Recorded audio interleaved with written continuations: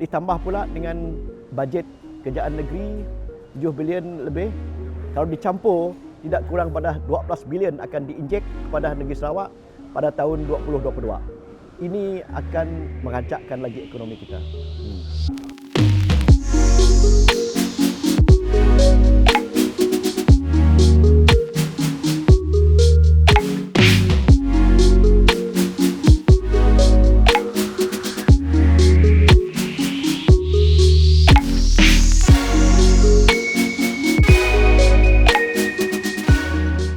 Jadi saya bagi pihak keluarga usahawan seluruh negeri Sarawak ingin mengucapkan banyak terima kasihlah kepada kerajaan negeri Sarawak, kerajaan GPS kerana bermurah hati memberi lebih 250 juta di bawah BKSS 8.0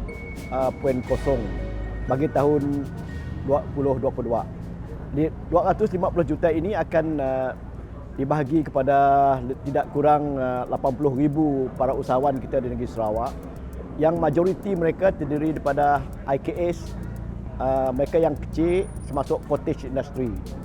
Jadi ini bantuan ini termasuk 1,000 one off diberi kepada mereka yang berdaftar dengan majlis-majlis tempatan LHDN dan sebagainya, dan termasuk juga diskaun sewa, diskaun bil air, bil api, dan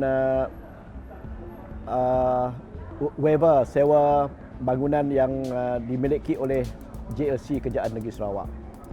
Dan selain daripada itu, program kita yang sedang kita jalankan sekarang, malah beberapa tahun yang lalu, terutama sekali program BKSS 1.0 hingga 7.0 masih berterusan, masih dijalankan.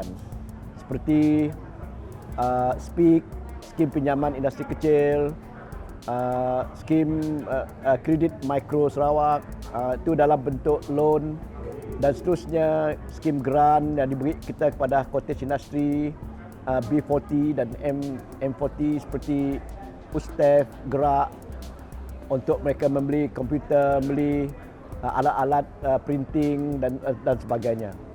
Jadi bantuan ini amat berkesan sekali saya lihat sejak perhujungan tahun lepas, di mana banyak perusahaan kita IKS mula bergerak, mula membuka gerai-gerai mereka, mula membuka kelang mereka, dan pelanggan pun amat confident pergi bekerja, pergi makan minum di kafe dan sebagainya. Jadi kita dapat lihat bantuan BKSS dari 1.0 hingga 7.0 ini, dan insyaAllah 8.0 di tahun hadapan akan memberi kesan yang amat baik kepada IKS kita di negeri Sarawak.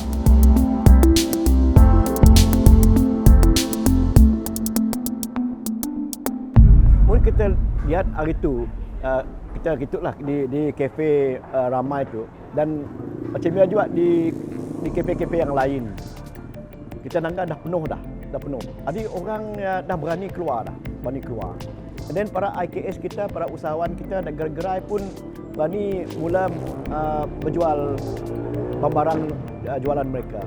Jadi kita lihat confident level IKS kita, confident level keyakinan masyarakat kita yang lama tu hampir 2 tahun boleh keluar tinggal di rumah.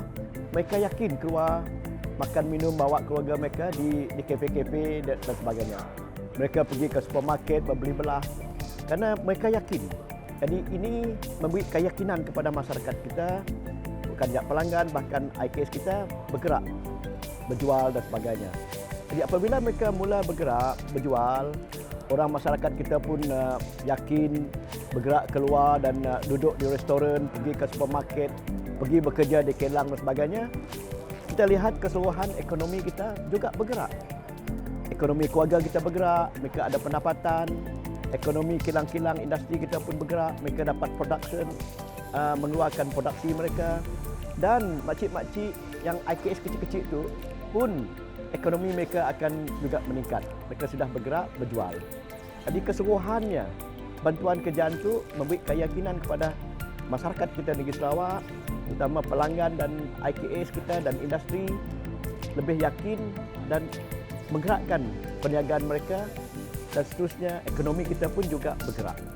Dan apabila injection 4.6 bilion daripada kerajaan pusat tahun hadapan, jadi ini akan merancakkan lagi pembangunan di negeri Sarawak, terutama sekali dalam pembinaan jalan raya luar bandar, infrastruktur air dan elektrik dan sebagainya. Ini akan merancakkan lagi pembangunan, kontrak sebagainya, dan ini akan meningkatkan ekonomi pekerja keseluruhannya. Kerana mereka mula bekerja, mereka akan mendapat pendapatan, suppliers, the value chain kontrak itu akan bergerak bersama. Ditambah pula dengan bajet kerajaan negeri 7 bilion lebih. Kalau dicampur, tidak kurang pada 12 bilion akan diinjek kepada negeri Sarawak pada tahun 2022.